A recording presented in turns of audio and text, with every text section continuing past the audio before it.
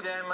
Na raftovanie tu máme úspešných chalanov z akademického športového klubu Dunaj, ktorí skončili bronzoví na majstrovstvách sveta v Brazílii, čo je velikánsky úspech. Ale predsa len ešte by som povedal, že pokiaľ máte dieťa, ktoré by chcelo robiť tento šport, môže mať ploché nohy, lebo to už som zistil. Ale predsa len máme dosť chladno, chalani majú krátke gate. Takto to vyzerá počas prípravy v zimnej sezóne?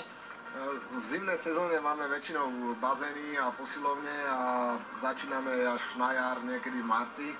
Chodíme na vodu, ale sú aj neoprény a dlhé veci, takže sú v teple. No, to je Rastislav Zbožil, tréner úspešných chalanov. Možno aj pôjdem k ním, ale ešte by som chcel vedieť, čo vás teraz čaká najbližšie. V máji nás čakajú majstrovstvá Európy v Bosne a Hercegovine a v decembri majstrovstvá sveta v Indonézii. No, inak chalani to nemajú vôbec jednoduché, pretože pozerať peniaze na všetky letenky to nie je sranda, údajne rodičia musia veľa prispievať, tak nech sa to vydarí. No, Ďakujeme. A prídete opäť nie bronz, ale už striebro alebo zlato. Ja idem raftovať, dobre? Môžem, pán? Chalani? Dobre. Aby ste boli ešte úspešnejší než doteraz, viete? Dobre, no a poďme.